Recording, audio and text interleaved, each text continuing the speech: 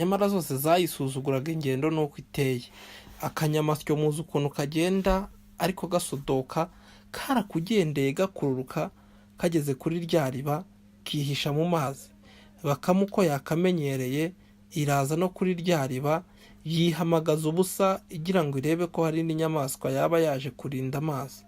Ibonye ntayo, iriba irarishoka ngo ivome nk'uko bisanzwe. Iratangira iravoma, akanyamasyo kaba kayisingiriye akaguru, karayikomeza, karayijyana n'imbere y'umwami w'ishyamba. Inyamaswa zose zirakorana, inama zimaze kuyisoza, Bakame icirwa urubanza rwo gucibwa umutwe.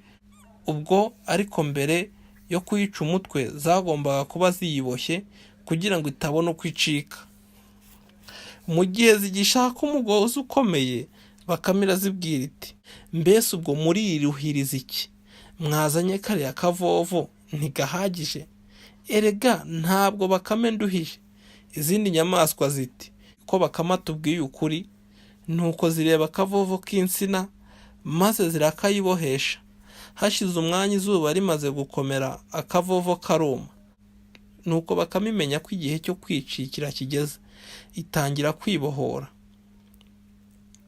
Inyamaswa zari ziyirinze zirayibaza ziti, ko turuzi wihotagura tukumva ako kagozi gaturika, ubwo uri mu maki? Bakame irasubiza iti, ntibibatangaze, ubu ntangiye gusamba, mu kanya murabona nangutse.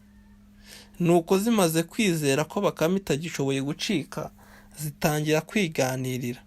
Mu gihe zikibereye mu kinwanwa, Bakame akagozi irakagutura, isimbuka rimwe nk'umurabyo, irazimira pe.